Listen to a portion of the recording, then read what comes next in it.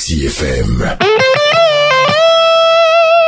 Le monde en une radio. Madame, monsieur, bonjour. Bonjour à tous. Nous sommes très heureux de vous retrouver ce matin sur la radio Taxi FM Lomé. Aujourd'hui, c'est jeudi. Et comme tous les jeudis, nous donnons la parole à celui qui accepte la prendre. Et comme annoncé ce matin déjà, notre invité, Nicolas Lawson, le président du Parti du Renouveau et de la Rédemption PRR. Demain, notre pays célébrera le 58e anniversaire de son accession à la souveraineté internationale. Une célébration dans la division, comme toujours d'ailleurs, mais la particularité cette année, c'est que cette fête nationale se déroule dans un contexte de crise politique aiguë. Cette semaine d'ailleurs, l'opposition a programmé exprimer son ras-le-bol et exiger les réformes politiques, des manifestations qui sont étouffées. Pendant ce temps, le dialogue politique, lui, marque le pas. Les fils de cette nation célébreront-ils un jour ensemble et dans l'union la fête nationale? À quelles conditions? Le débat que nous proposons donc ce matin doit nous amener à répondre à ces questions. Taxi FM 93.1. Je vais vous donner une idée des journaux qui sont dans les kiosques ce matin. Il y a le billet mensuel L'Enquêteur qui revient sur le 58e anniversaire de l'indépendance du Togo. Le processus de contractualisation s'invite au CHU Sylvanus Olympio. Vous lirez l'article à la page 2 du journal. Le confrère qui publie un grand dossier finalement sur cette fête d'indépendance. Sylvanus Olympio, le père de l'indépendance et quelques figures marquantes de la lutte. C'est à lire de la page 3 à la page 7 du journal L'Enquêteur. Il y a le bi-hebdomadaire L'Union pour la patrie qui revient également sur les renforcements de l'état de droit au Togo, sur la base des candidatures libres et individuelles. Désormais, tous les 9 membres de la CNDH à élire par les députés. La nouvelle loi portant composition, organisation et fonctionnement de la CNDH intègre le mécanisme national de prévention de la torture. Note notre confrère L'Union pour la patrie ce matin. Il y a le quotidien Liberté qui parle aussi de la célébration de la fête de l'indépendance du Togo. 27 avril 1960 et 27 avril 2018, 58 ans d'indépendance dans la dépendance des Nyansimbe, conclut le journal. Le confrère qui parle également de Vincent Bolloré. Les révélations de Mediapart sur les pratiques de Bolloré en Afrique. Vous lirez l'article dans le journal. Aussi sur la contestation populaire. Le point de la journée d'hier, les manifestants réprimés, les leaders de la coalition assiégés, les manifestations d'aujourd'hui et de samedi maintenues. On lira l'article dans le journal Liberté.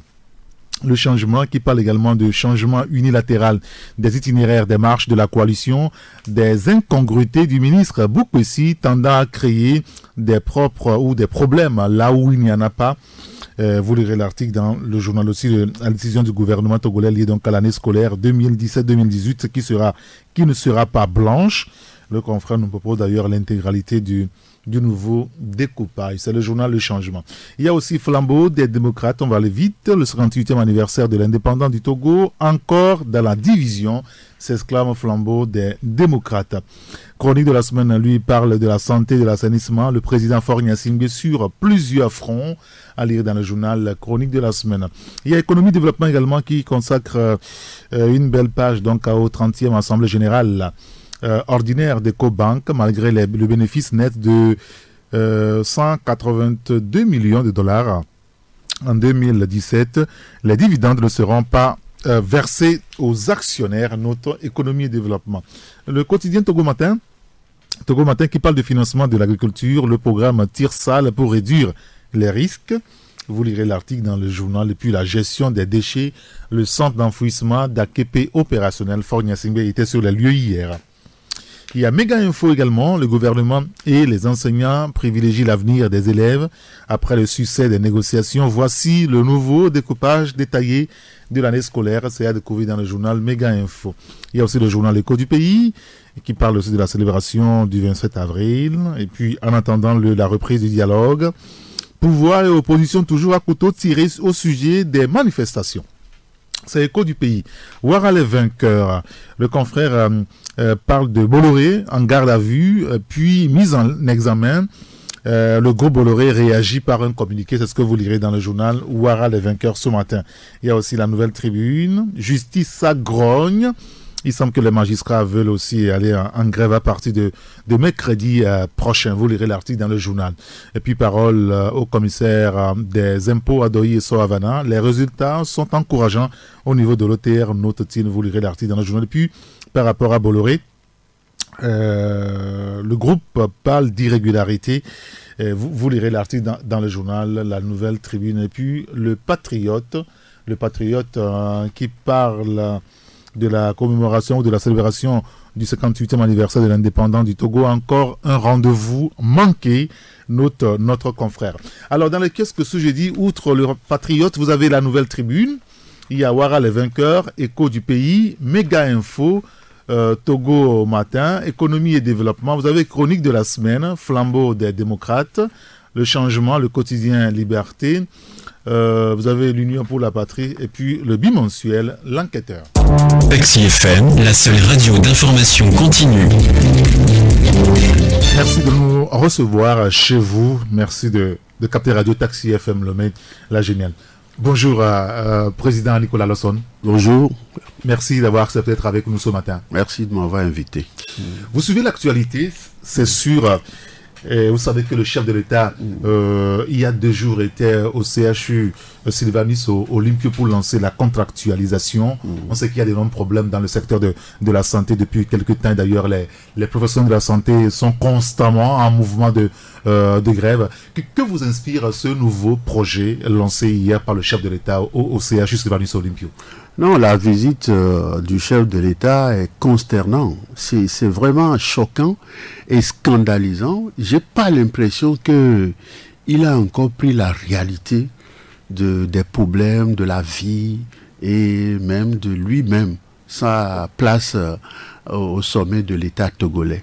Comment est-il possible qu'un chef de l'État qui va visiter le centre hospitalier, ou qui est décrié par tout le monde, par ceux qui y travaillent, comme ceux qui doivent y aller pour se faire soigner, comme un mouroir où il n'y a rien, pas de scanner, rien du tout et tout.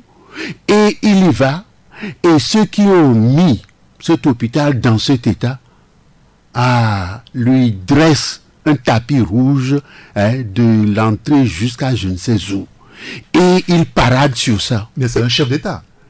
Mais vous savez, on sort le tapis rouge quand il y a une visite d'État.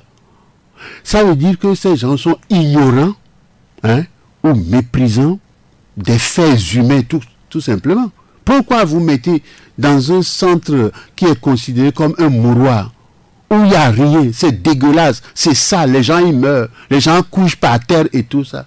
Et le chef de l'État vient. Ce n'est pas pour inaugurer quelque chose de bien, apporter quelque chose de tout ça et tout. Oui, là, on parle de la contractualisation. Mais c'est une connerie. Quel projet innovant? J'ai proposé ça depuis au ministre de la Santé. Il n'a rien compris. Et il a dit qu'il faut qu'il en parle d'abord au grand chef du pays. Qu'est-ce qu'il appelle contre? C'est tout simplement que vous avez des sociétés étrangères qui sont productrices de ces équipements médicaux et tout, qui viennent, ils vous demandent de mettre à leur disposition des locaux où ils amènent tous les équipements que vous souhaitez, ainsi de suite et tout, et vous co-gérez cela avec eux. Et à partir du moment où les gens viennent, et ils utilisent le scanner, l'échographie et tout ça, ils payent, vous remboursez à partir de là. C'est ça la contractualisation de ce système-là, ce privé-public, vous comprenez. Et ça se fait depuis dans des trucs et tout. Nous sommes en retard et avec cynisme, sans conscience aucune, vous comprenez. Ils mettent le tapis rouge dans un centre où les gens sont malades, où on soigne les gens, où il y a la misère, il y a l'indigence, il y a tout. On vous met un tapis rouge et vous marchez dessus. Les gens se moquent de vous et se moquent de notre pays. C'est ridicule, ça. C'est un scandale. Il faut que le chef d'État comprenne ça. Il ne faut pas regarder le côté positif de la chose. Il n'y a aucun... Laissant de côté cette affaire de tapis rouge et voir le projet qui a été... Non, le projet est misérable. Il n'a pas fait ça. Il aurait dû... C'est votre proposition aussi. Non, mais je vous dis, il aurait dû... Vous savez, les Africains, mais ils deviennent quand même consternants. Quand Trump dit que c'est un trou de merde, l'Afrique c'est véritablement un trou de merde. Les gens se réunissent Hein? Ils font des séminaires, ils font des tables rondes, ils font des forums et tout. Ils bavardent, ils boivent, ils prennent des perdièmes et tout ça là. Et ils ne réalisent rien de bon. Ils croient que quand on utilise le grand mot contractualisation, ça allait mystifier qui? Pour qui ils se prennent? Pourquoi ils nous prennent pour des idiots? Les Togolais ne sont pas des imbéciles quand même. Mais ça suffit comme ça avec ces gens-là.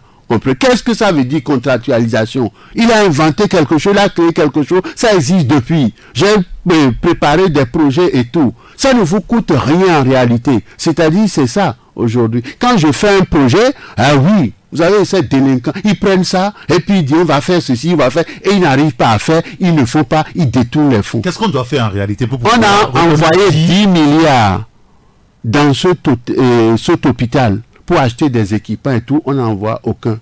Ils ont détourné l'argent. Certains sont partis installer des scanners dans leur clinique et tout ça et détournent les clients et tout. Et vous les connaissez. Pourquoi on ne les punit pas? Pourquoi on ne les dégage pas? Il faut commencer par là. Oui, il faut commencer par là. Quand on est chef, on est chef. Si on ne peut pas être chef, on dégage. C'est tout. On n'a pas à nous dire il y a une minorité qui s'accapare des richesses du pays. Et puis après, on nous présente des trucs comme ça qui c'est une honte pour le Togo.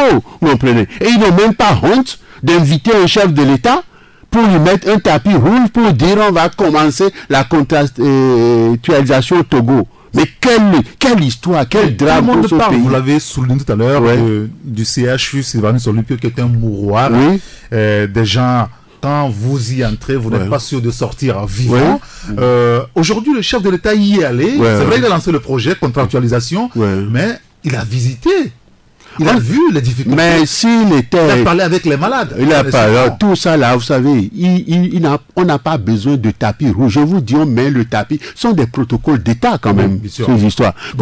Quand vous allez visiter des malades, vous allez leur parler et tout, vous allez tout simplement humblement, vous comprenez, en tant que chef de l'État qui a de la sympathie, de la compassion, de l'antipathie, de l'empathie et tout ça là. Mais si vous n'y allez pas avec fanfare et tout, tapis rouge et tout, pour montrer que vous venez, vous allez maintenant lancer quelque chose et vous faites croire au monde que c'est extraordinaire, c'est nous. Non, il suffit, je vous le dis, il suffit de 2 milliards ou 2 milliards 5 pour équiper cet hôpital-là des équipements. 2 milliards, 2 milliards 5, je vous dis. C'est très peu, 2 milliards. Absolument, voilà, c'est pour ça que c'est scandaleux. Nous sommes en rogne, en colère contre cette minorité criminelle qui abaisse notre pays, qui détruit notre pays, qui nous prend pour des idiots. Vous avez des mots durs, hein, quand même. Non, c'est comme ça, parce que ça fait quand même mal. C'est attristant de voir des choses comme ça. Je sais de quoi je parle. J'ai présenté un dossier pour eux. J'ai présenté un dossier pour le gouvernement ghanéen adopté par le ministère de la Santé là-bas. Même pour installer un hôpital mobile complet, avec tous les équipements modernes et tout, avec le solaire, avec de l'eau purifiée, ainsi de suite et tout. Tout un hôpital, c'est 3,6 milliards. Alors on vous donne 10 milliards, vous détournez ça, et vous venez nous mystifier avec un mot, contractualisation. Mais qui sont ces gens-là? Ils sortent d'où ces gens-là? Ils se prennent pour qui? Ils ont été à l'école pour venir faire ça? C'est une honte pour le Togo. Vous avez parlé récemment, enfin vous avez écrit au ministre de la Santé à ce propos. Oui. Vous n'avez pas été écouté? Pas du tout. C'est là où je dis, ce type il se dit agrégé de médecine et tout ça. Est-ce qu'il sait ce que c'est que le serment d'Hippocrate et tout ça là? Pourquoi il est à ce poste-là? Qu'est-ce qu'il fout à ce poste-là s'il n'est pas capable de faire en sorte qu'on puisse soulager les gens et que notre pays, qui était un centre apprécié des gens qui venaient ici et tout, soit doté au moins d'un hôpital avec 10 milliards?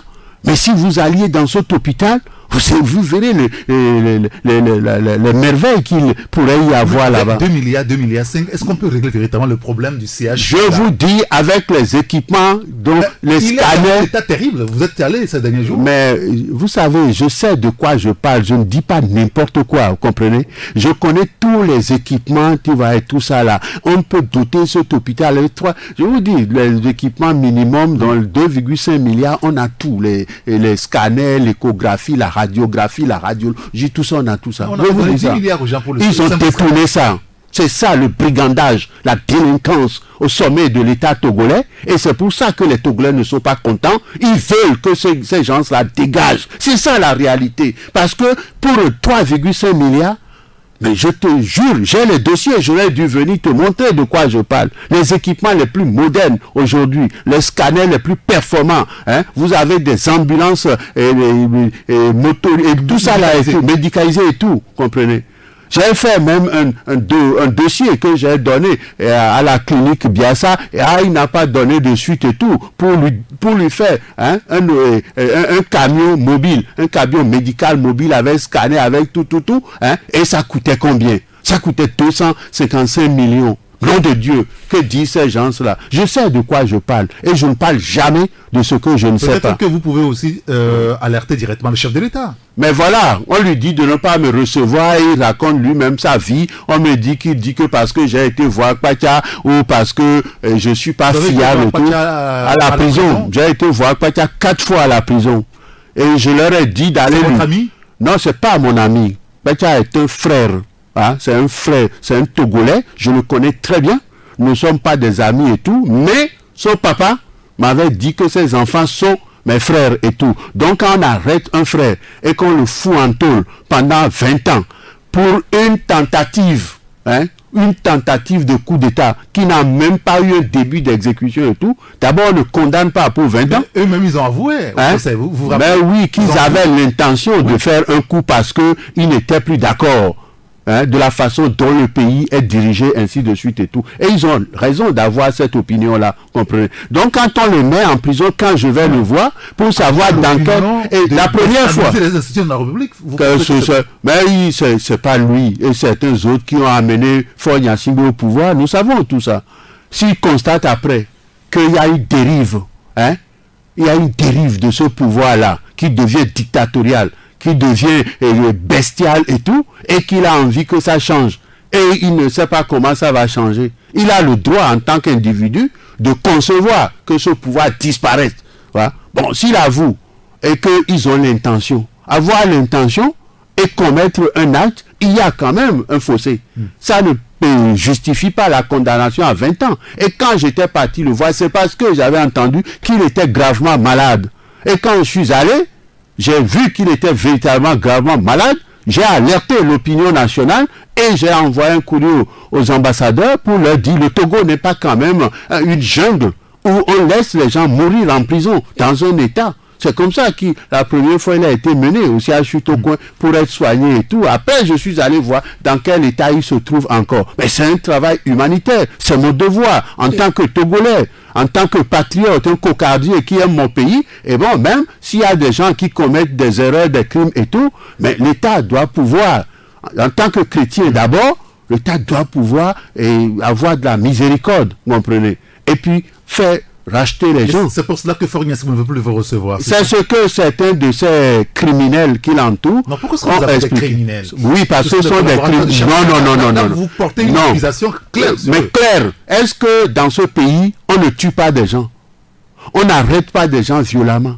Le chef de l'État n'a pas lui-même dit qu'il y a une minorité qui s'accapare des ressources de ce pays. Oui. Quand il y a cette minorité qui s'accapare des ressources du pays et que des gens meurent en conséquence de cela, vous êtes quoi? Vous êtes un voleur et un criminel. Pourquoi ils ne veulent pas qu'on les qualifie par le vrai nom?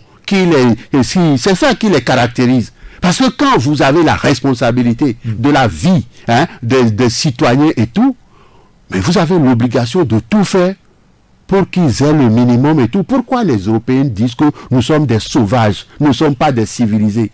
Parce que nous n'avons pas de considération pour la vie de nos frères et sœurs, comprenez? Nous laissons nos frères et sœurs mourir dans des conditions inacceptables. Et pour peu, il y a des villages aujourd'hui au Togo où des gens, parce qu'ils n'ont pas trouvé 500 francs, 1000 francs, ils meurent, vous comprenez? Il y a des gens qui vont dans les hôpitaux, les centres de santé et tout ça là, et bon, pour les premiers soins, dès qu'ils ont les premiers soins après, ils ne sont pas guéris, ils fuient pour aller à la maison parce qu'ils n'ont pas d'argent pour payer. Pour continuer le traitement, vous comprenez? Quel est cet état-là? C'est un état sauvage, vous comprenez? C'est un état criminel, c'est un état de délinquance, ça, vous comprenez?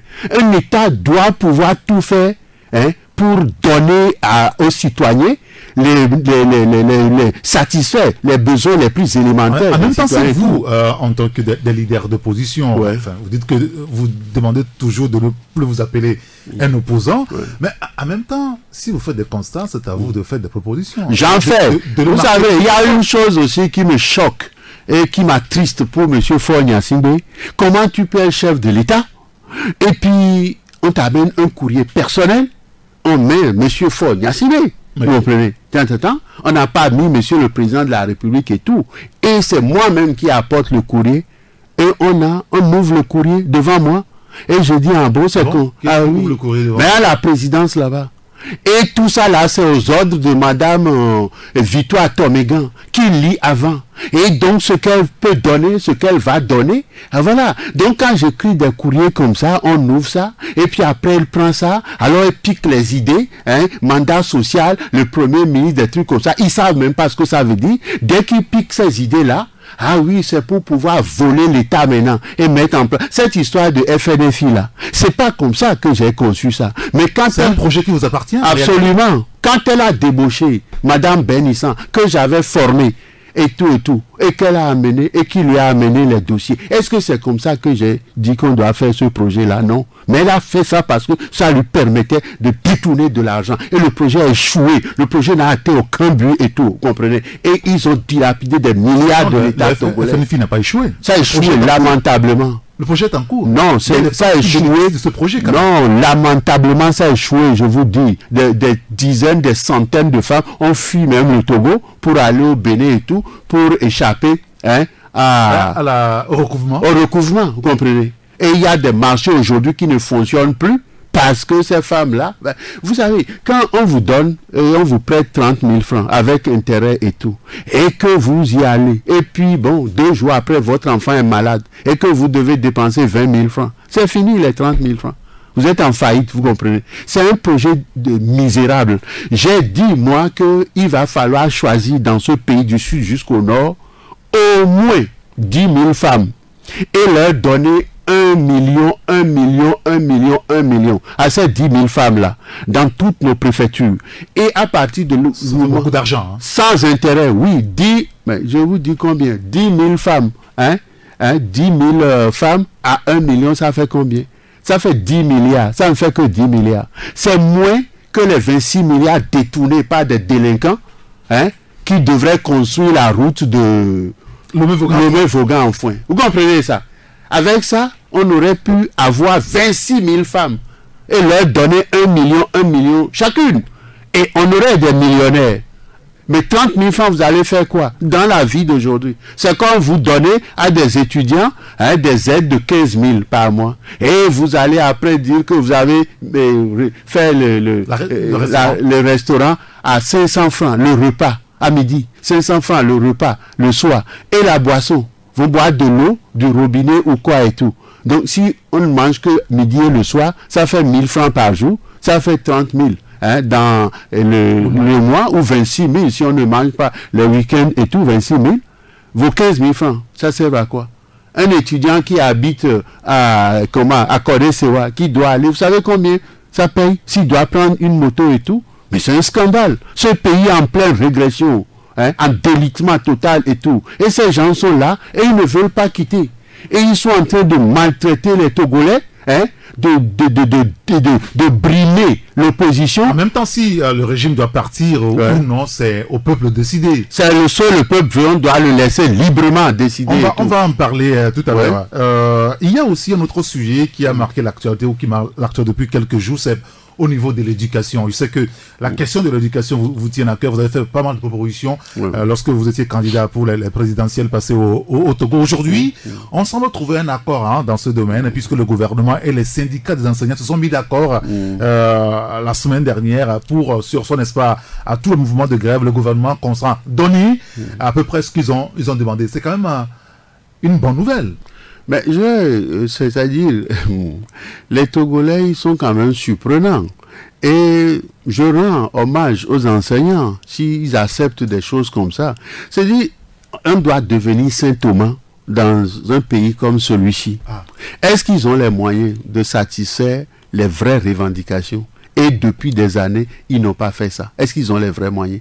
Est-ce qu'ils ont besoin que les enseignants se mettent en grève, que leurs élèves ou écoliers les soutiennent et tout ça, avant d'arriver à un accord bidon comme celui-là? Est-ce qu'ils ont besoin de tout ça? C'est-à-dire, la gestion d'une république, c'est de la prévision. Vous comprenez? Vous faites de la prévision, d'avance et tout. Et c'est pour ça qu'il y a un budget. Vous comprenez? Le budget de l'année qui va venir, on fait tout pour voter ça au plus tard. Fin octobre, oui. Ou au plus grand tard en décembre, ainsi de suite et tout. Mais si vous gouvernez et vous n'êtes pas capable de faire de la prévision, vous servez à quoi? Vous n'êtes bon à rien, comprenez? Et les gens sont obligés d'aller en grève et d'agiter la société et de démobiliser les institutions et d'affaiblir l'autorité de l'État pour que vous alliez dire vous avez obtenu un accord. Quel accord bidon? Et quels sont ces gens de dirigeants? Vous comprenez? C'est ça le drame. L'accord est bidon, puisque les enseignants, ils sont même contents. Enfin. Quel enseignant qui est content? Les syndicats sont d'accord là-dessus. Mais certains syndicats, non. Leur base a rétoqué. Vous comprenez? Oui. Leur droit, oui. Oui, leur base n'ont pas accepté. Et c'est comme Saint Thomas, il faut voir avant de croire, vous comprenez? Quand vous avez un régime comme ça, qui a complètement déstructuré notre pays, qui l'a déstabilisé fortement, en détruisant l'économie nationale, par des prédations mais inacceptables et tout. Et qu'aujourd'hui, les gens ont du mal. Ils disent que les impôts, ça rentre et tout. Quel impôt? Ils sont en train d'asphyxier les gens, de prendre les gens à la gorge et tout. Comprenez? Quand vous n'avez rien fait et on vous dit de payer des impôts. Mais c'est de l'arnaque ça. C'est de l'arnaque de l'État ça. Ainsi de suite et tout. Payer les impôts quand même. Si tu fais des bénéfices, si tu fais du profit, le système français qui impose aux gens de payer des impôts sans avoir fait des bénéfices est un scandale. Impôt sur bénéfice. Oui, c'est tout. Quand je fais de bénéfice, pas d'impôt. Pas de bénéfice, pas d'impôt. Et l'État vit comment? Ah oui, c'est pour ça que l'État doit être un entrepreneur. Créer, prévoir, créer. Créer de la richesse, créer des emplois productifs qui dégagent de plus-value et qui permettent donc de recouvrer des recettes pour faire le budget de l'État. Quitter l'étape de service. Ils sont qu'au Togo, on n'est que dans les services. Oui, mais c'est que dans les services. Mais la plupart des États africains, c'est pour ça que nous sommes des trous de merde. Nous n'avons rien compris à l'économie moderne, comment ça fonctionne. Et nous ne serons jamais indépendants, nous n'allons jamais connaître le développement véritable. Quand vous entendez quelques rigolos qui, parce que pour faire bien, pour parler français, dit l'émergence en 2030. Qu'est-ce qu'ils appellent l'émergence? Ils savent ce que ça veut dire, un pays émergent et tout. Nous ne sommes pas sur la voie. Nous sommes sur la voie du sous-développement véritable, comprenez? Parce que nous n'avons rien compris à l'économie nationale. Quand vous avez en France, plus de 12% de la population qui est dans la fonction publique, et en Allemagne 6,8%, au Ghana 3,3%, et ici on a 0,14%. Nous sommes loin du compte et nous n'irons nulle part, vous comprenez. L'État doit pouvoir créer de la richesse et des emplois productifs dans des secteurs clés. Le Togo doit être connu comme un pays de service, vous comprenez, un pays de service, véritablement de service. Nous avons le port en eau profonde, oui. Nous avons des pays qui nous entourent, qui ont besoin de services, ainsi de suite et tout. Donc, nous devons faire du transit, développement, finance et tout ça là et tout. Parce que quand on exploite notre phosphate, on détruit les terres, on lave ça dans la mer, c'est de la pollution, c'est de la dégradation de notre environnement et tout. On n'en a pas besoin. Il y a que l'entrepreneuriat qui est en marche quand même dans notre pays. Non, les Togolais sont entrepreneurs. Les Togolais survivent. Et s'il n'y avait pas presque ou un peu plus d'1 million de ces Togolais qui sont partis à l'extérieur, parce qu'on dit à quelque chose, malheur est bon, à cause des crimes brutaux, de la transition, après la transition, pendant la transition et tout ça, les Togolais ont fui. Et ils sont partis à l'étranger. Et beaucoup d'entre eux, qui ont l'esprit d'entrepreneuriat et tout, ils envoient de l'argent dans le pays. Non seulement pour soulager leurs parents et tout, comme dirait l'autre, comme on lui fait comprendre, mais pour acheter des terres, Vous comprenez? Pour construire des maisons. Donc, ils achètent du ciment, ils achètent du fer à béton, ils payent les manœuvres, ainsi de suite et tout. Et ça fait tourner l'économie nationale. Bon, la Banque mondiale dit depuis 2000, prenons 2005, oui, c'est 184 milliards. Vous comprenez? Pendant 13 ans, 184 milliards. 184 milliards, ça fait combien? Ça fait de la diaspora. De la diaspora. Mais moi, je suis persuadé que c'est entre 250 et 300 milliards. Vous comprenez? Donc, quand vous avez 184 milliards officiellement dans une année transférés dans votre économie nationale, vous êtes loin du budget titan de 1975 après la nationalisation des phosphates. Vous comprenez? Donc, les Togolais à l'extérieur de la diaspora contribuent de façon essentielle, décisive à l'économie nationale et tout. Et il me disait que c'était de la consommation. Et alors, c'est la consommation qui fait l'agrégat le plus important dans l'économie nationale, que ce soit aux États-Unis ou dans les pays développés et tout. Comprenez? À partir de là, nous avons des gens qui sont au pouvoir, qui ne comprennent rien à la gestion économique d'un pays et tout, qui ne sont que des petits politiciens qui détournent de l'argent et tout,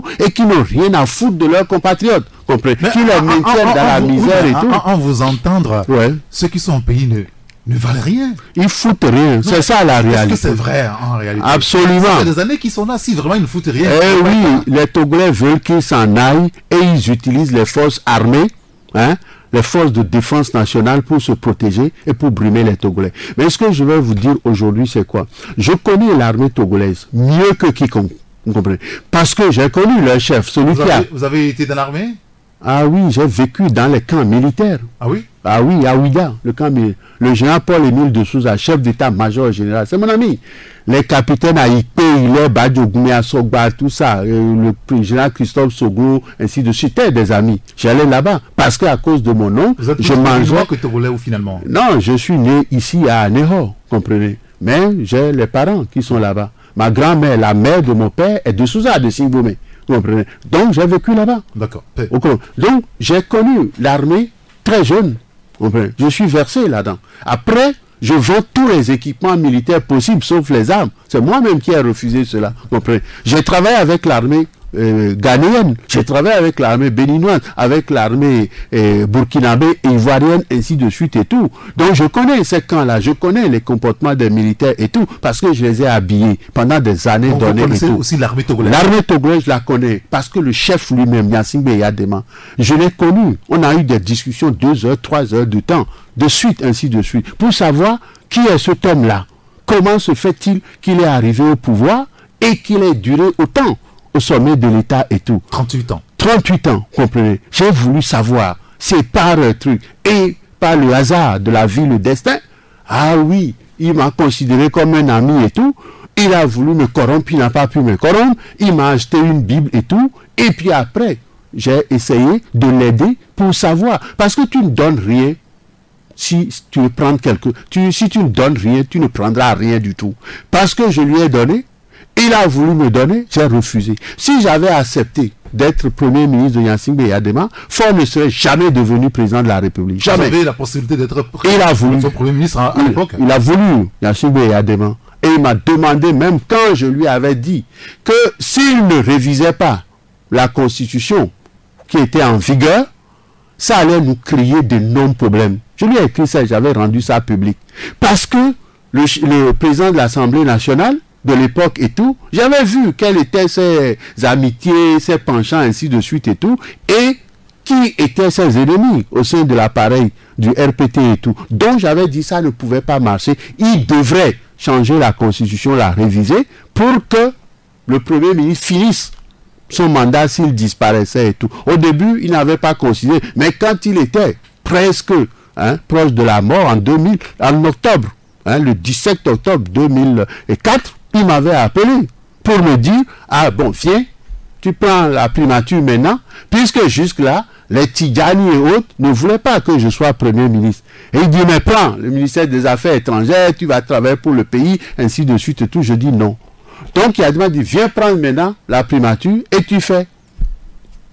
Donc les réformes que tu proposes et tout. Si j'avais accepté, je n'avais pas accepté pour 2 raisons. Parce que je me disais, il viendrait le jour où le soi-disant Messie, le Yovovia, devait pouvoir se compromettre. Et Chris Olympio. Voilà. il devrait se compromettre parce que sa façon de faire de la politique apportait trop de violence dans notre société. Et ce n'était pas un type qui pouvait diriger notre pays et tout. Vous ne pouvez pas diriger le Togo si vous avez un esprit partisan, si vous êtes un tribaliste, si vous n'avez pas la notion de l'unité de cette nation et tout, si vous n'êtes pas capable d'assurer la discipline et l'ordre dans ce pays, vous ne pouvez pas diriger le Togo. Vous pouvez prétendre à je ne sais pas quoi et tout, utiliser toutes les passions, les émotions, les ignorances et tout, vous n'y arriverez pas. Celui qui doit diriger le Togo doit comprendre une chose. Ce pays a besoin de son unité nationale, ce pays a besoin de l'ordre, de la discipline, vous comprenez, et du travail acharné, ardu. Et cette armée-là, je la connais profondément parce que j'ai été avec tous les officiers possibles. Les Bonfos, les Mémènes, les Gnofam, les Walla. Ça, c'est les anciens. Et il y a la jeune race aujourd'hui. Je la connais, cette jeune race-là. Et le message que je vais dire là, c'est pour eux. Il y en a qui ont fait des études. Oui. Ils ont été à Saint-Cyr, oui. Ils ont fait l'école de guerre, ils ont été à West Point aux États-Unis, ils ont fait des études au centre spécialisé en Chine, ainsi de suite et tout. Ils doivent comprendre une chose, que des délinquants politiques, des civils, ne doivent pas aller chercher des milices pour violenter la population togolaise, pour déstabiliser cette société et leur faire porter le chapeau. Parce que quand vous écoutez... C'est ça la réalité aujourd'hui. C'est ça la réalité, c'est ça. Vous savez, il y a au sein du pouvoir cette minorité-là, gangrénée et tout, qui utilise des milices, qui utilise certains gendarmes, policiers, militaires et tout, qui font leur devoir. Parce qu'on leur demande ça, parce que quand tu es soldat, c'est obéissance. Oui. C'est respect de l'autorité civile, de la hiérarchie et tout. Ces militaires-là, on leur donne des ordres. Et ce sont ces civils véreux, ces criminels-là, qui sont en train de gangréner notre société, qui font n'importe quoi, qui volent, qui trichent, qui créent les problèmes pour le peuple.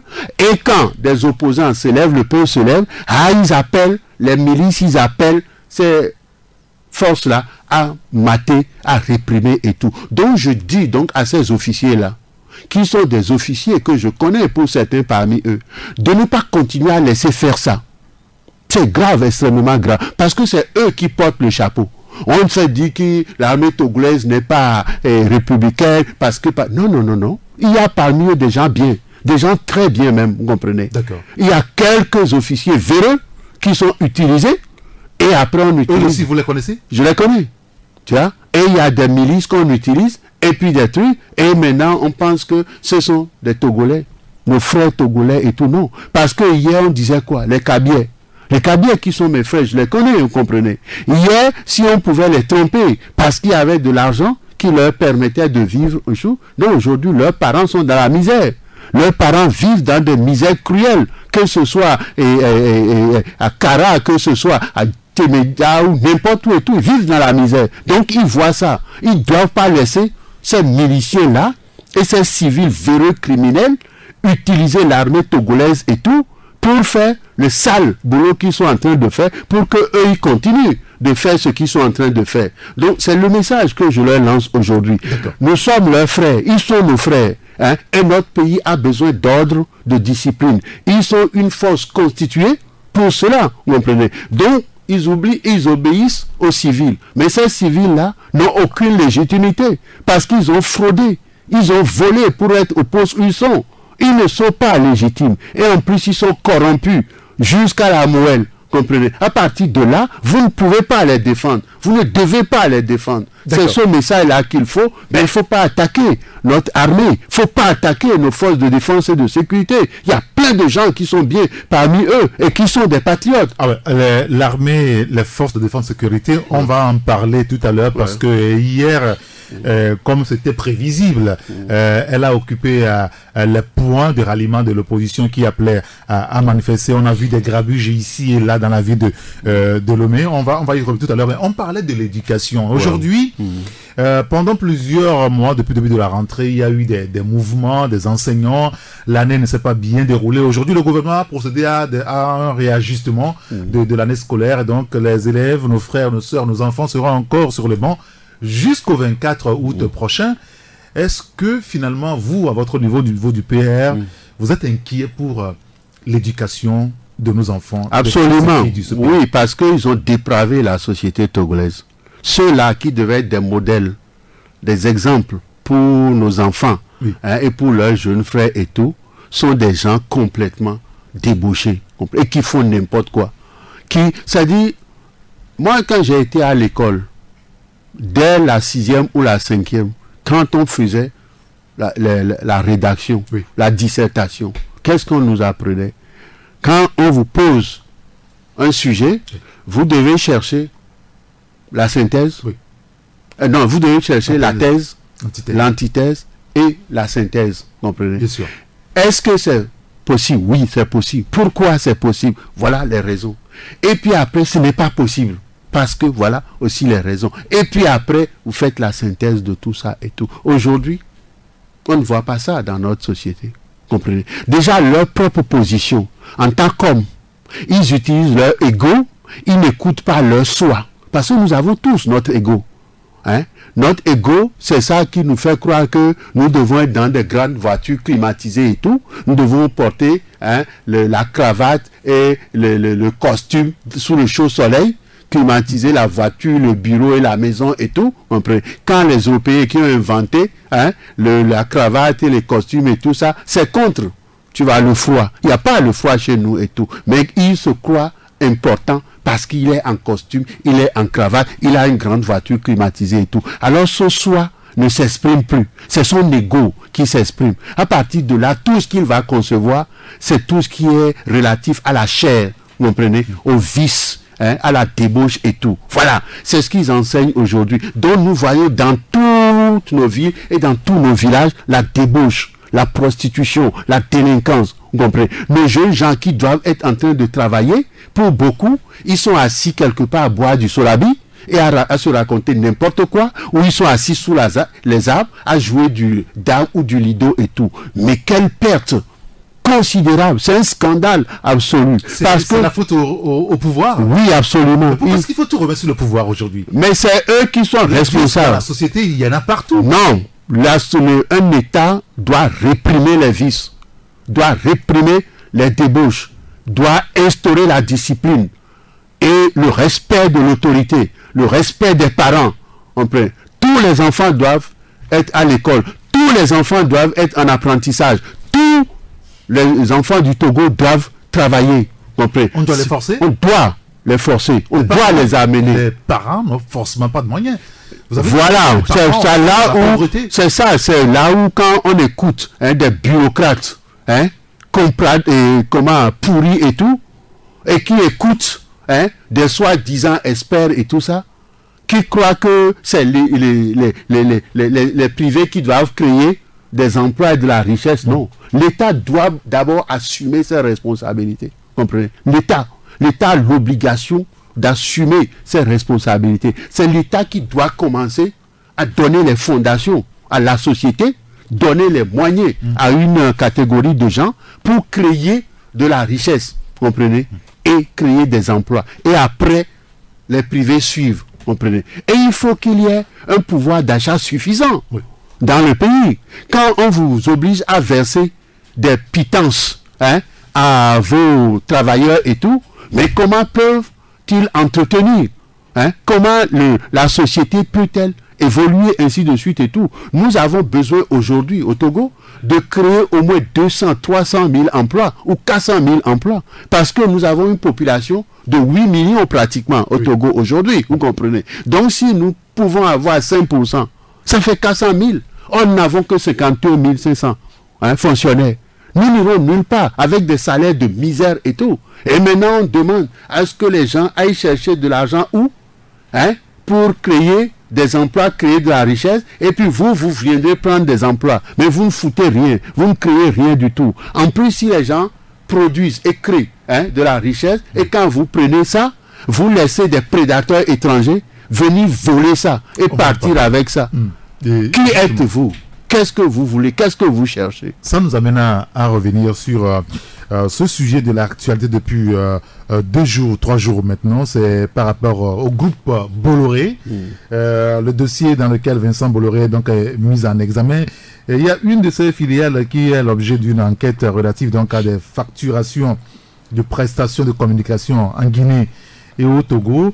Et l'homme d'affaires français, c'est la justice française qui cherche à comprendre justement ce qui se passe véritablement dans ce domaine, s'il y a corruption ou pas, puisqu'il y a des soupçons de corruption dans ce domaine. Je sais que vous avez toujours, je dirais, combattu le fait qu'on lui a laissé le port autonome de Lomé, le 3e quai, à un coût dérisoire sur 35 ans. Non, c'est pas un coup dérisoire. Ça dit le 3e quai. Oui. On lui a laissé la liberté en lui donnant l'autorité d'aller contracter un crédit de 300 milliards auprès de banques syndiquées pour le compte du Togo. Et il a utilisé à peine 100 milliards pour faire ce 3e quai bidon là-bas. Et le reste, il a emporté. C'est ça qui lui permet, comme en Guinée ou ailleurs, il fait ses coups sales, tordus et tout, d'aller acheter Canal+, d'acheter des trucs et tout ça là, et donc d'être un seigneur là-bas. Et quand il vient ici... C'est la preuve que vous avez raison dans tout ce que vous dites depuis un moment. Mais non, de Dieu. Mais, vous savez, quand les Togolais vont comprendre que je ne suis pas un petit politicien et que je ne suis pas là pour chercher un poste ou non, et j'ai quoi? J'ai de la préscience, j'ai une intuition très très développée et j'ai couvert pendant 7 ans et pour Afrique Expansion. Oui. Le journal français économique. Pendant 7 ans, j'ai couvert l'économie du Nigeria, du Bénin, du Togo, du Ghana, du Burkina Faso, du Niger et accessoirement de la Côte d'Ivoire et tout. Donc, je suis allé travailler avec soit ces banques mondiales, leur place ici, la BCAO, la BOAD, tout ça, avec les financiers et tout, pour chercher. Et les banques centrales du Nigeria, la Bank of Ghana, ainsi de suite et tout. Donc, je connais le fonctionnement de nos économies et des économies de ce pays et tout. Et en dehors de ça, j'ai des amis qui sont israéliens. Le président de la grande synagogue de Jérusalem, H.L. Shapiro, c'est un milliardaire, c'est un ami. Il travaille avec des Singapouriens et tout, qui sont dans ces domaines-là. Et j'ai conseillé à Djekoun Kufuor, le président du Ghana, en l'amenant au pouvoir, je l'ai conseillé pendant 1 an et demi avant de le quitter et tout. Je sais comment fonctionnent ces institutions et toutes ces choses et tout. Et je sais que le port et le 3e quai qu'il a fait avec ces équipements qu'on voit là, c'est à peine 100 milliards. Où est-ce qu'il a emporté les 200 milliards? Et voilà là où vous verrez que la procédure qui est engagée en France et tout, ce n'est pas la même procédure que nous devrions engager. Au Togo, nous devions faire l'audit de ce qui a été fait là-bas et tout. Alors, qui pour faire cet audit? C'est pour ça que j'ai dit à mes frères et amis du collectif de C14 qu'il ne faut pas seulement s'attaquer à M. Faure Gnassingbé. Cette minorité criminelle, c'est tout un système. C'est un système corrompu, gangréné, dont le gouvernement qui est en place est dans leurs mains et ils se servent de l'appareil de l'État pour voler et abuser les Togolais et appauvrir notre pays et tout, et s'acoquiner avec des prédateurs étrangers. Donc la première chose à faire dans ce pays, c'est de leur retirer l'appareil de l'État, c'est-à-dire le gouvernement du Togo, comprenez. Non seulement ils sont criminels, et c'est leur champion, leur chef qui le dit, mais en plus ils sont incompétents. Et ils ne sont pas patriotes pour un temps peu. Ils préfèrent laisser des prédateurs comme ça, des criminels comme ça, venir ramasser nos centaines de milliards. Et nous, dans notre pays, nous sommes affamés. Nous sommes réduits à la misère, nous sommes réduits à la pauvreté. Est-ce que ce n'est pas aussi la faute à notre député? Je crois comprendre que ces derniers jours, avec l'éclatement de cette affaire au niveau de la France, en Guinée, il y a une demande d'enquête parlementaire. Alors, que faisons-nous au Togo véritablement pour savoir? C'est ça. Quand je parlais de ce Bolloré, ils avaient peur. Parce qu'il était tout puissant, vous comprenez? Il venait... Je veux dire, c'est le Seigneur. Ah oui, voilà, quoi. Il peut rentrer à Lomé 2 comme il veut et tout. Il est patron là-bas. Les frères et les oncles de Faure Gnassingbé sont ses obligés, des amis, ils leur donnent de l'argent. Voilà, il a tout. Et nous n'avons pas le droit chez nous. Et ce prédateur dangereux est chez nous comme un maître. Et moi, j'ai le culot de le critiquer parce que je trouve que ce type, il ne vaut rien. Il ne vaut pas plus que moi et tout. Je suis plus intelligent que lui. Il parle d'expertise, de connaissance. Qu'est-ce qu'ils ont comme connaissance? Quand il prend des marchés et tout ça là, ils vont chercher des ingénieurs où? Peut-être quelques Français et même des Chinois et tout. Vous comprenez? Les contrats qu'il a pris au Ghana pour dire qu'il va leur faire un port en eau profonde à 900 milliards et tout ça là et tout. Mais des Chinois, avec la société que je connais très bien, donc je peux faire ça moi aussi. Vous comprenez? Quand je vais chercher cette société avec ses ingénieurs, je suis le patron et je ramasse, mais au moins moi, je ne volerai pas le Togo de 200 milliards. Vous comprenez? Mais les notes là, vous voyez pourquoi je suis en colère. Si le Togolais, ils sont 2, ils sont 3, si vous leur donnez ça, et ils font ça pour le payer à 150 milliards, et eux-mêmes, ils gagnent 50 milliards, ils seront libres de construire des maisons à Lomé, vous comprenez, de créer des emplois et d'envoyer leurs enfants. Mais c'est pas automatique, hein. Il y a beaucoup de nos concitoyens qui ont beaucoup d'argent, mais... Non, ce sont des escrocs, ça. Ce sont les escrocs. Parce qu'ils n'ont pas obtenu leur richesse de façon honnête. Mais ceux qui, quand tu gagnes ton argent proprement, honnêtement, tu n'as pas envie de cacher ton argent, comprenez? Tu as envie de faire des choses. Vous avez vu Dangote au Nigeria, il fait de l'expansion, il crée des emplois là-bas, au Togo, au Ghana, ainsi de suite et tout. Quels sont les Togolais qui font ça? Ils volent l'argent, ils vont cacher ça, comprenez? C'est pour ça que je les appelle des criminels, parce qu'ils ne font rien de bon ici au Togo, comprenez? Et ils aident des étrangers à s'enrichir, et ils nous laissent, nous, les Togolais, nos parents et autres, dans la misère.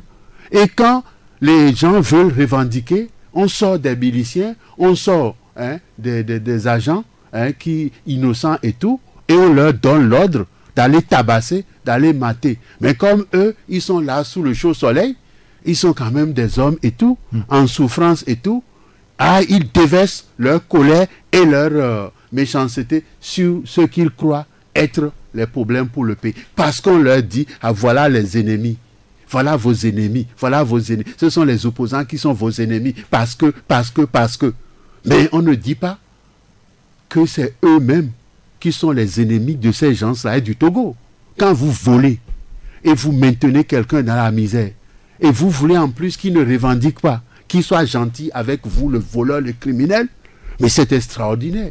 C'est ça qui fait qu'ils vont échouer, lamentablement. Et aux prochaines élections, on n'ira pas aux élections avec un tel gouvernement et avec leur CENI et leur cour constitutionnel. C'est le jour-là qu'ils verront la révolution au Togo. C'est pas ce qui se passe aujourd'hui. Vous espérez encore une révolution? Il y aura une véritable révolution au Togo. Le jour où ils tenteront de dire qu'ils vont faire des élections dans ce pays avec des voleurs, avec des fraudeurs, des criminels comme ça. Et après, ils vont sortir, nos frères, pour tabasser les autres frères et sœurs, ou les miliciens pour venir nous tuer encore, comme en 2005. Non!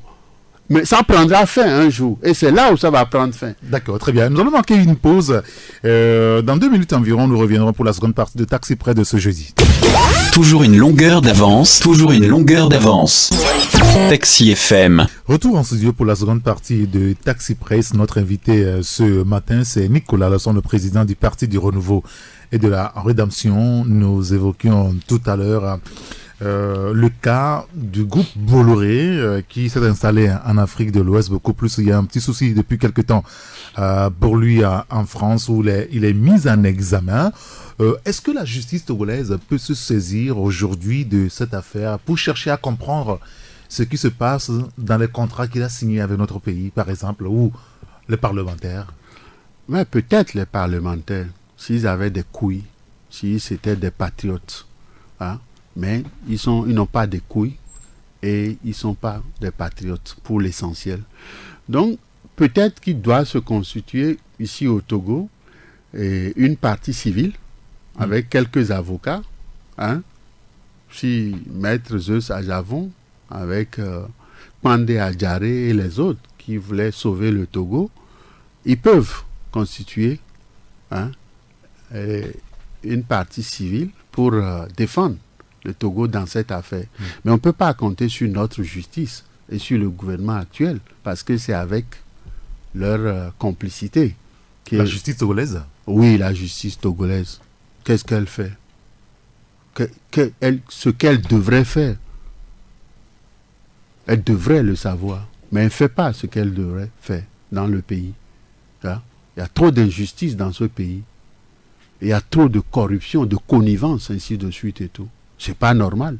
Une justice doit être une véritable justice.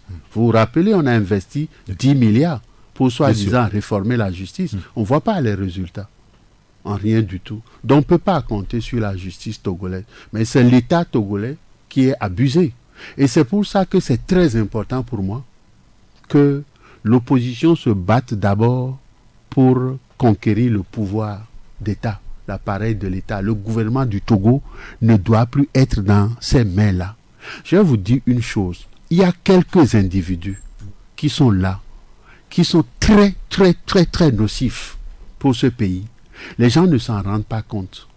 Le président de l'Assemblée nationale, ça fait combien d'années? Non, vous n'allez pas nommément citer les gens. Je suis en train de vous dire ce qui est la réalité, comprenez? Ça fait combien d'années qu'il ne vit que de l'État togolais, qui n'a jamais rien fait lui-même? Mais il travaille. Il ne trouve rien du tout. Du blablabla. Non, comment il fait rien? Mais je te le dis. L'Assemblée nationale, il travaille pour la République. Qu'est-ce que cette Assemblée a fait de bien et que toi tu as vu? Ou que moi, par exemple, j'ai trouvé qui est dans mon intérêt. Qu'est-ce qu'elle a fait? Est-ce qu'elle a adopté une seule loi qui soit une loi d'essence sociale, utile pour ce pays? Il est président de l'Assemblée nationale. Il y avait son vice-président qui est aujourd'hui Premier ministre. Et puis il y avait le ministre de la fonction publique qui était ministre et qui est aujourd'hui conseiller spécial du chef de l'État. Les trois là ont adopté une loi pour supprimer les allocations de départ à la retraite des fonctionnaires. Un scandale, un abus. Qui sont ces gens-là? Pour qui ils se prennent? Et après, l'autre qui a la primature, parce qu'il a quitté là-bas, il nous parle de mandat social. Parce que j'avais écrit que pour sauver ce pays, il faut un mandat social. Comprenez? Ah oui, prennent ça pour tromper les Togolais et tout. Voilà trois individus très dangereux pour cette patrie. Le président de l'Assemblée nationale, le Premier ministre et le conseiller spécial du chef de l'État. Voilà trois individus. Et leur quator, c'est le ministre de l'administration territoriale. Donc vous identifiez des gens. Je les identifie, je les connais et je vois ce qu'ils sont en train de faire. C'est notre rôle. Mais en même temps, ce que vous dites est extrêmement dangereux. Absolument. Je dis ce qui est et je ne dis jamais ce qui n'est pas. Vous comprenez? Ils doivent prendre leur retraite et se retirer de la politique togolaise. Peut-être vous aussi, parce que ça fait longtemps. Non, moi ça fait longtemps, mais je n'ai pas encore assumé le rôle que je dois assumer. D'accord. Mon rôle doit servir à éclairer les Togolais et à aider les Togolais à prendre la bonne route. Et une fois que ce sera fait, je prendrai une retraite paisible pour aller me reposer dans ma famille. Donc pour vous, le vrai problème du Togo, c'est les trois là, plus les quatre. Le ministre de la Voilà quatre éléments dangereux. Quand on a fait le CPDC rénové, ils ont résisté jusqu'au bout. Ils n'ont même pas voulu qu'on mette la recommandation pour les 2 tours. Je rappelle que vous étiez membre du CPDC. J'étais le président du comité technique et tout ça là. Il a fallu batailler contre eux pour pouvoir y arriver. Vous comprenez? Et après, ils ont saboté ça. Et quand le chef de l'État lui-même, avec son gouvernement, le gouvernement d'Aoumé Zounou, ils ont envoyé un projet de loi de révision constitutionnelle. Dans ce projet de loi, il y avait quoi? Les 2 mandats et les 2 tours. Et c'est ces messieurs-là qui ont rejeté. L'actuel président de l'Assemblée nationale et son vice-président qui est Premier ministre aujourd'hui, qui ont rejeté le projet de loi envoyé par le président de la République. Dans quel pays ça peut se passer? Je vais vous virer. Vous n'êtes pas ma majorité. Vous êtes des criminels. Je dois vous enfermer. Et aujourd'hui, ça se retourne contre Faure Gnassingbé. Comprenez? Parce que c'est eux qui ont semé le mauvais grain, comprenez, en rejetant cette révision constitutionnelle qui aurait dû se faire. Si ça avait été fait, Faure Gnassingbé serait aujourd'hui en train de faire son 2e mandat, vous comprenez, tout à fait légalement et paisiblement. Il y avait eu un débat aussi, rappelez-vous, en 2014 où il y a une partie de l'opinion qui demandait à l'opposition d'accepter que Faure Gnassingbé se représente en 2015. Ouais. On serait aujourd'hui aussi à son dernier moment. Non, il ne faut pas me mener sur ce terrain-là. Oui, je suis en train de vous dire... C'est aussi un débat qui avait... Oui, ce n'est qu'un débat. Un débat est un débat. Mais les faits sont têtus. Et les faits, c'est ce que je suis en train de te dire, vous comprenez? Ce qui a été fait, hein, et qui est funeste pour la paix dans ce pays, pour son progrès et le malheur des citoyens de ce pays.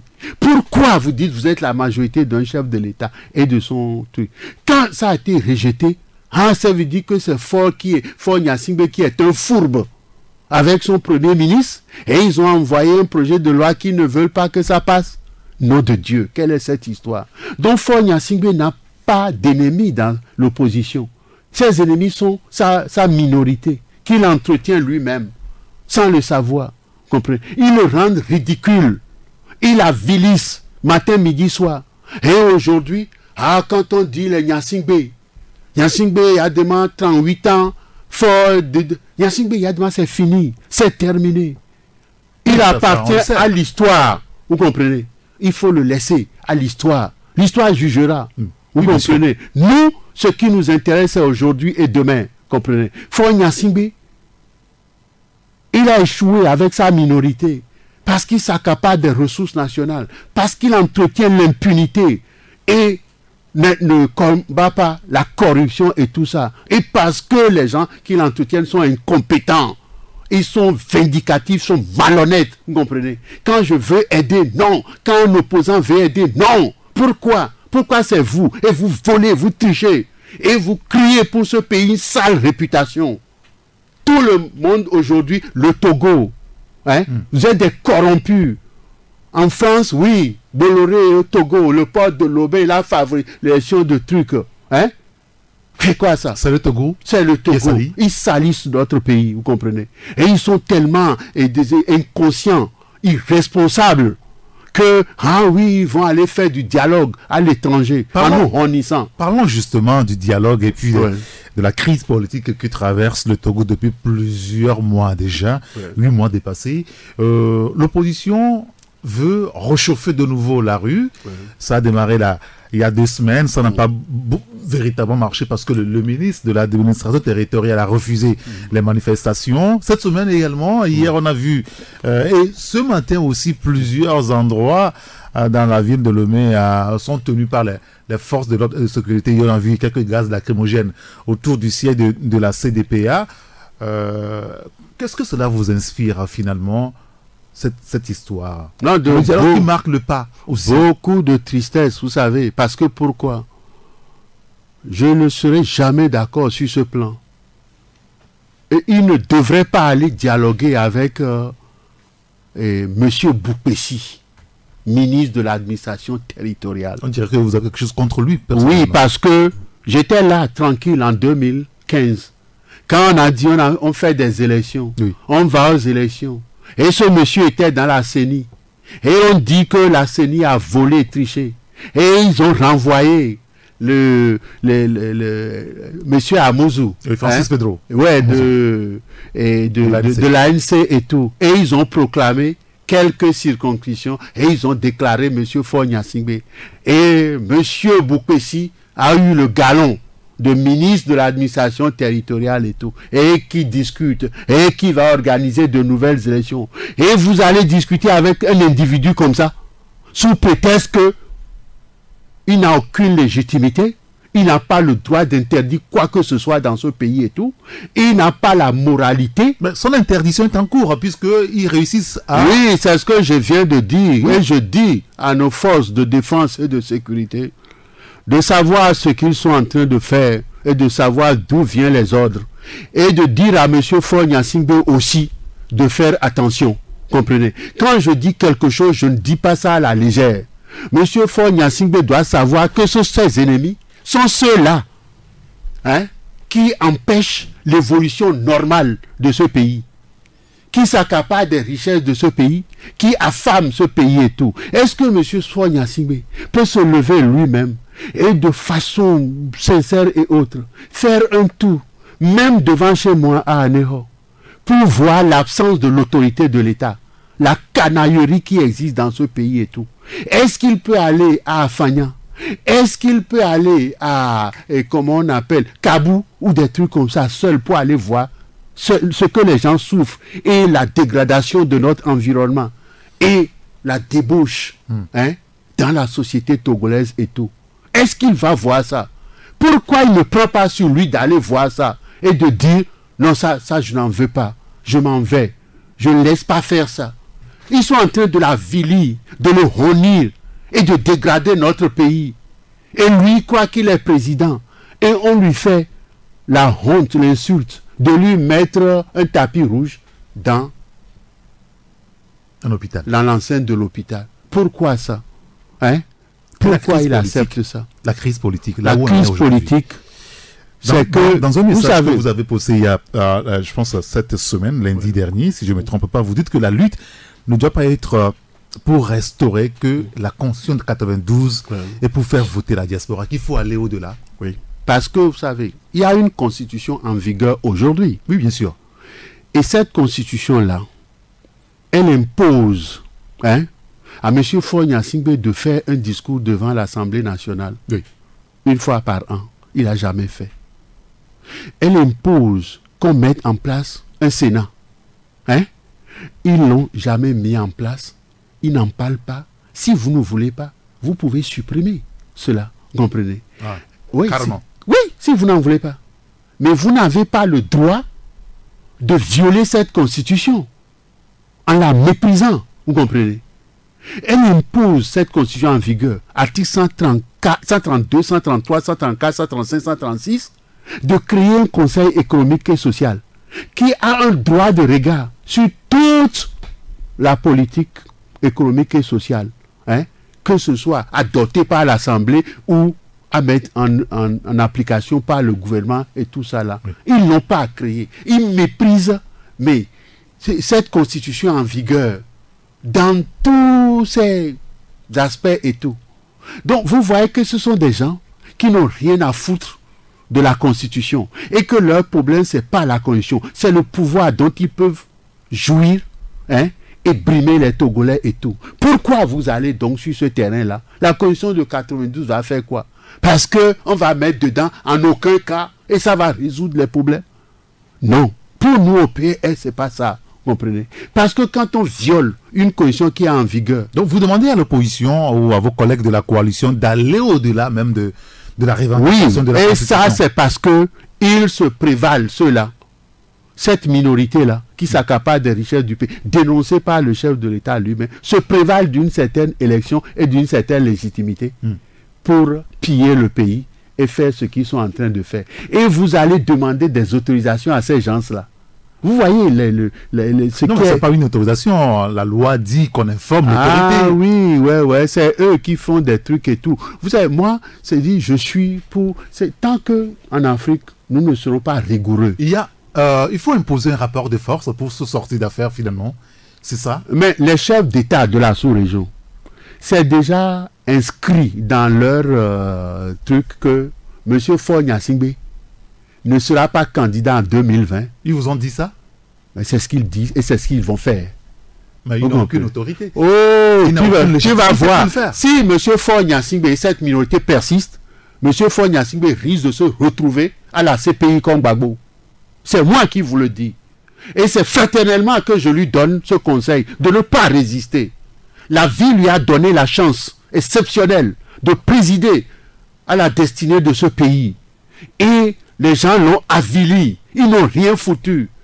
Pendant 13 ans, ils ont collecté 13 092. C'est le minimum. Je peux dire 15 000. Pour faire des choses, ils n'ont rien fait. Ils ont détourné l'argent. Ils ont permis à des prédateurs étrangers de venir nous voler. Et le monde entier est en train d'écouter que notre pouvoir est corrompu, gangréné, et que l'élection de M. Faure Gnassingbé était une élection vendue, pourrie et tout, vous comprenez? Et il veut aller au-delà de 2020, non. Je vais lui dire aussi une chose. Il peut... C'est le peuple qui décidera. Le peuple ne décidera rien du tout. M. Faure Gnassingbé doit décider. On est en démocratie ou pas? Non, M. Faure Gnassingbé doit décider de ne pas continuer à faire court à faire équipe avec une minorité gangrénée, prédatrice et tout, et d'aller au-delà de cela et tout. Il est là, il n'a qu'à faire ce qu'il veut faire. Qui sont ceux qui l'ont aidé à venir au pouvoir? Ce sont ces gens-là qui l'ont aidé à venir au pouvoir. Mais j'étais dans les discussions en 2005 et tout. J'ai écouté des choses, j'ai senti des choses, je sais des choses, je connais.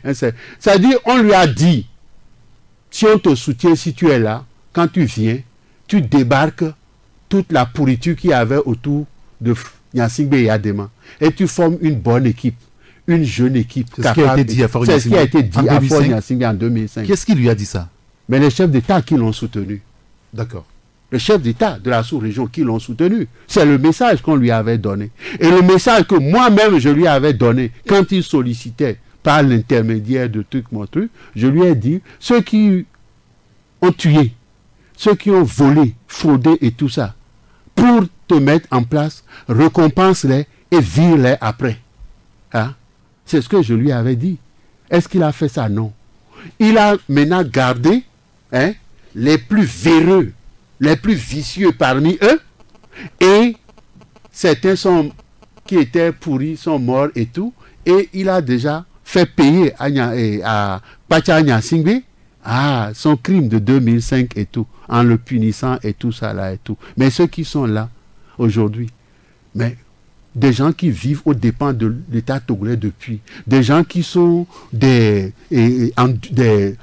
monopartistes endurcis comme Edem Kodjo et tout ça là, ils sont là et ils lui donnent de mauvais conseils et ils voient que ces gens sont des gens bien. Ces gens ne sont pas Kodjo, lui, il est retiré de la vie politique. Non, il est derrière et il donne des conseils de ceux qui n'apportent rien du tout et tout. Donc à partir de là, M. Faure Gnassingbé doit à partir de maintenant, se débarrasser de son gouvernement-là.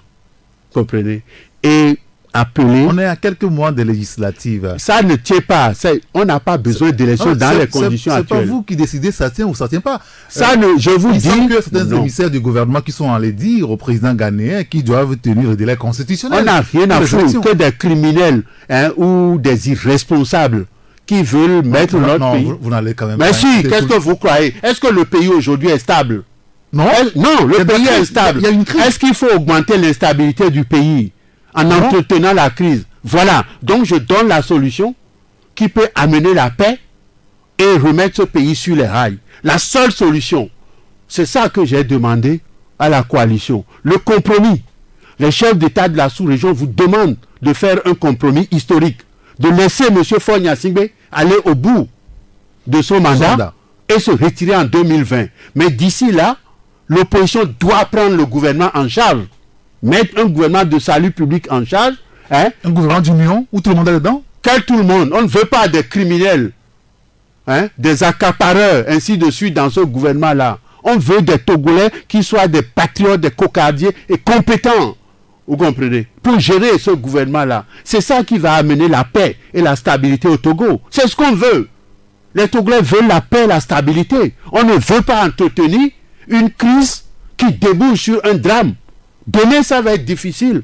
Demain, ça va être plus compliqué aujourd'hui. Que ces gens-là ne vous voyez un drame se profiler à l'horizon? Absolument, je le dis très clairement. Monsieur Faure Gnassingbé, s'il ne veut pas... aujourd'hui quand même. Ah oui, c'est le calme avant la tempête. C'est le calme avant la tempête. C'est tellement calme et froid que ça doit faire peur. C'est funeste, cette situation. Si on laisse ce pays dans des mains de criminels comme ça et tout, mais ils sont qui?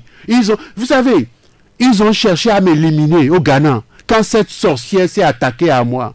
Et monsieur Solito qui est venu à Accra pour comploter, pour qu'on me sorte du CID, Criminal Investigation Department, pour amener donc au BNI, vous comprenez, pour politiser un peu les choses et dire que c'était tout. Maintenant, quand les Ghanéens ont sorti leurs meilleurs avocats, le BNI a sorti ses meilleurs avocats, 4, pour la première fois, pour me confronter. Je les ai confrontés, ils ont eu peur. Ils ne pouvaient pas me présenter à un juge, à un tribunal. Donc c'est comme ça qu'ils ont dit, cette affaire-là n'est pas faisable. Après, quand ils ont dit il faut se couvrir, ils ont dit il faut signer une caution, vous comprenez. Je suis allé voir Bikpi, ambassadeur du Togo, Et je lui ai dit, ah bon, vous êtes là-bas et vous voulez m'éliminer et tout. Il dit non, non, non. Donc on a appelé. Et c'est comme ça que M. Bodiona avait convaincu M. Faure-Gnassingbé de sortir, tu vois, de cette affaire. Et M. Bikpi est parti signer la caution pour protéger les Ghanéens. Et qu'est-ce que les Ghanéens m'ont dit? Que dis donc, tu dois être très fort. Parce que nous, tu nous as vaincus, mais eux, s'ils ont laissé l'ambassadeur du Togo venir signer, c'est parce que vous êtes très fort, vous comprenez. Donc voilà un type comme ça, qui est conseiller spécial de M. Faure-Gnassingbé, qui a détruit l'allocation de départ à la retraite des fonctionnaires et tout, qui ont rejeté Vous n'êtes pas prêt de le pardonner ça? Non, on ne peut pas pardonner ça. C'est eux qui sont les responsables de l'instabilité politique de ce pays. Ils torpillent la paix de ce pays et tout. Le problème est beaucoup plus social finalement pour le Togo. Le problème est un problème d'une minorité gangrénée, corrompue, faisandée, vous comprenez, qui empoisonne la vie de cette nation par intérêt personnel, restreint, mesquin et petit. Qui sont-ils ces gens-là? Pourquoi ils croient qu'ils peuvent régenter la vie de ce pays de cette façon-là? Le Togo est un pays qui doit être respecté à l'extérieur. Aujourd'hui, on ne nous respecte pas. Des gens sortent de Londres, de la misère et tout. Ils payent certains petits journalistes pour écrire n'importe quoi, pour défendre des trucs comme ça. Non, je le dis pour qu'eux aussi, ils sachent que ce qu'ils sont en train de faire, nous ne sommes pas dans une situation normale, vous comprenez, où il y a une opposition et un pouvoir, où c'est la compétition naturelle, vous comprenez. Ça peut dégénérer. Actuellement là? Oui, ça peut dégénérer à tout moment. Le peuple togolais est en colère. Les gens sont dans une colère, mais il se dit, ils n'ont pas encore vu ce qui va se passer. Ça peut être dangereux. Ils connaissent mal le Togolais. Mais quand le Togolais en a ras-le-bol et tout, il devient violent. Et aucune armée, aucun groupe de miliciens ne peut arriver à vaincre le peuple togolais. Le peuple togolais sent que c'est pourri, c'est faisandé et tout, et que ces gens-là abusent de sa bonne foi et tout. Ce n'est pas parce qu'ils arrivent par quelques billets qu'ils prennent dans les caisses de l'État à corrompre quelques individus qu'ils arriveront à étouffer cela. Donc M. Faure-Gnassingbé doit se sauver si il ne veut pas, tu vois, que ces gens-là l'enterrent. D'accord. Monsieur Nicolas Lawson, vous savez, demain, c'est le 58e anniversaire de l'accession du Togo à la souveraineté internationale. C'est clair que avec la crise politique actuelle, la célébration va être une des plus divisées. Est-ce qu'un jour, ensemble, les fils et filles de ce pays se mettront pour célébrer dans l'Union cette fête nationale?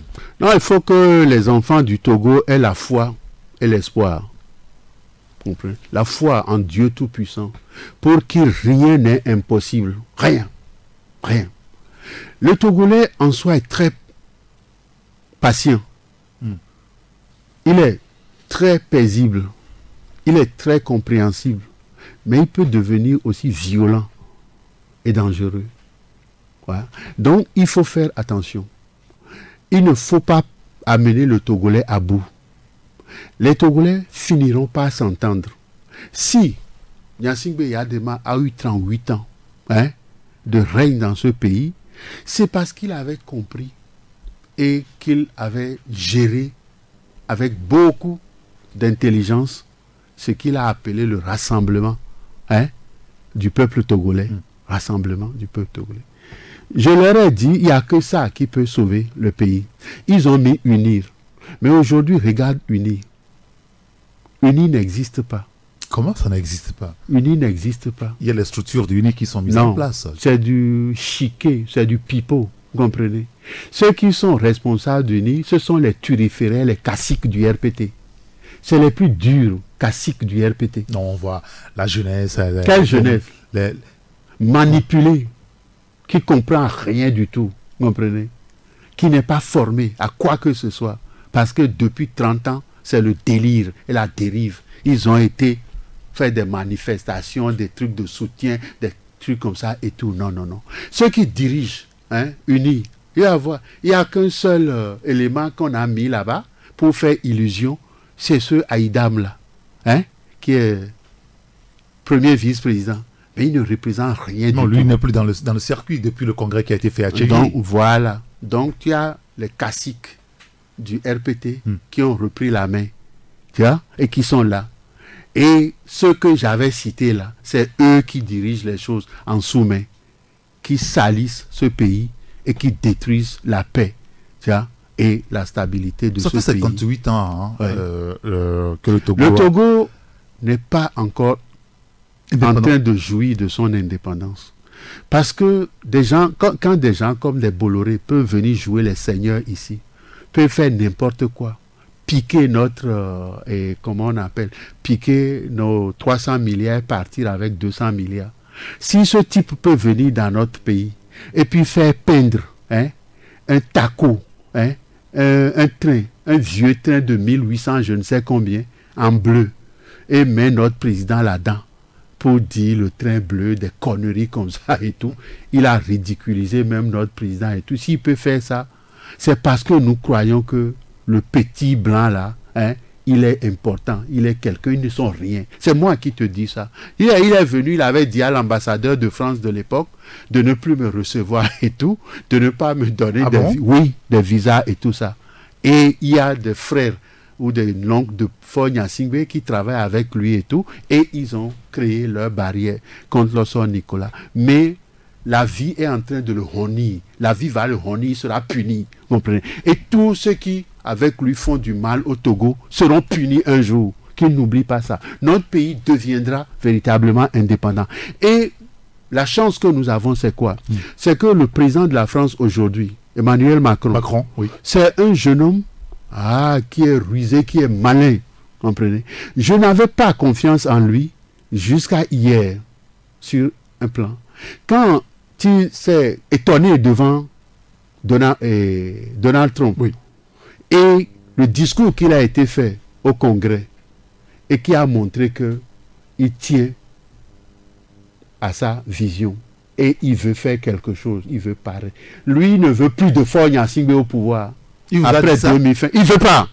Et le travail se fait déjà. Il a déjà répondu à un Togolais dans la diaspora que la CEDEAO s'occupe du problème. Voilà. Et quand ils sont venus ici, le corrompu guinéen et les autres, pour faire leur sommet là, pour dire on prend le Guinéen et le Ghanéen. Non, non, on n'a pas besoin du Guinéen. Ce qu'il fout en Guinée ne lui donne pas, tu vois, la morale et tout, de pouvoir venir s'occuper de nos affaires. On n'a pas besoin de lui. Mais le Ghanéen, à la rigueur, vous comprenez? Parce que bon, quand deux personnes se disputent et tout, s'il faut un troisième pour les mettre d'accord, pourquoi pas? Pourquoi pas? Vous comprenez? Le Ghanéen, à la rigueur et tout. Mais Macron a reçu Alassane Ouattara, Macron a reçu qui? Macky Sall du Sénégal, qui était venu ici aussi pour une raison ou pour une autre. Le message est très clair, comprenez. Macron n'acceptera pas que M. Faure Gnassingbé reste encore au pouvoir après 2020. C'est pas lui qui Macron décide. mais qui a décidé pour mettre Faure Gnassingbé au pouvoir? Qui a décidé? C'est la France qui avait décidé. Jacques Chirac, et qui a convaincu un certain nombre de chefs d'État africains qui ont soutenu cela. Moi, ils m'ont proposé des choses, j'ai dit non. Comprenez? Pourquoi j'ai dit non? Parce que moi, je veux servir l'intérêt du Togo avant tout. Comme lui aussi il dit, America first, France first, Togo first. Vous comprenez? Mais je suis un homme réaliste, un homme pratique, ainsi de suite et tout. Quand demain, je servirai l'intérêt du Togo, je ne vais pas marcher sur l'intérêt de la France. Parce que si j'en fais ainsi, ils vont se retourner contre moi et contre mon pays. Ils prennent aujourd'hui par qui? Par des hommes d'affaires prédateurs et véreux comme comment on appelle, les Bolloré et tout. Mais demain, nous allons travailler avec les petites et moyennes entreprises françaises, vous comprenez, pour créer de la richesse et des emplois dans l'intérêt du Togo et de la France. Aujourd'hui, ce sont ces grands groupes-là, vous comprenez, les Bolloré, les Big et tout ça, qui ont corrompu les hommes politiques africains, et ont corrompu nos systèmes et tout, et viennent pour prendre ce qu'ils n'ont pas le droit de prendre. Ce qui fait que la France a un commerce extérieur déficitaire de 62 milliards, alors que la France a un excédent commercial de 252 milliards. Tu vois le fossé. Donc, Macron ne peut pas survivre en continuant sur cette voie-là. Donc, il doit arrêter un jour ou l'autre cela pour que la France puisse corriger la trajectoire et arriver à être dans le bon chemin. Et pour ça, nous allons l'aider. D'accord. Nicolas Losson, demain, c'est le 58e anniversaire de l'indépendance du Togo. Quel est votre message pour votre nation, le Togo? Il faut que les Togolais aient la foi et l'espoir. Nous allons reconstruire ce pays et nous allons étonner le monde. Je sais ce que Lee Kuan Yew a fait.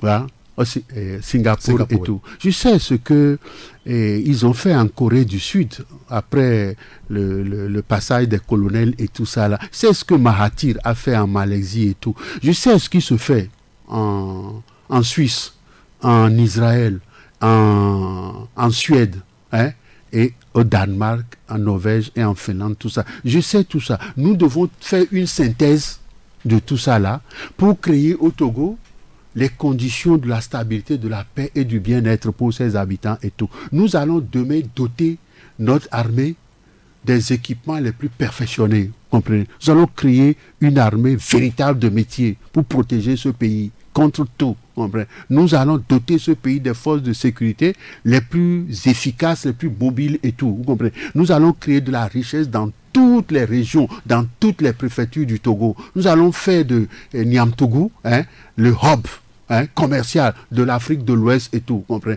en transformant l'aéroport de Niamtougou là-bas et tout ça là, mettre le village Hadj à Sokodé, et nous allons faire en sorte que les Togolais, qu'ils soient Ouachi, Bina, Kabie, Tchokosi, s'entendent, parce que nous sommes des frères condamnés à vivre ensemble, à travailler ensemble. C'est mon grand souhait demain, et ça arrivera. Je n'ai jamais souhaité quelque chose qui est échoué. Dieu Tout-Puissant m'en est témoin, et c'est lui qui va nous aider à réussir cela. Très bien. Monsieur Nicolas Losson, merci d'être venu nous voir ce matin. Je rappelle que vous êtes le président du PRR. Merci d'être venu partager ce moment avec nous sur Radio Taxi FM. Merci à vous et que Dieu protège le Togo. Que Dieu vous bénisse. Amen. Merci à Jack Prosper qui a assuré la coordination technique. Juste après nous, à 12h45, vous suivrez le journal parlé sur la radio. Appelez-moi Erigato. À demain. Car de tout cœur, nous tenons à vous informer. Taxi FM.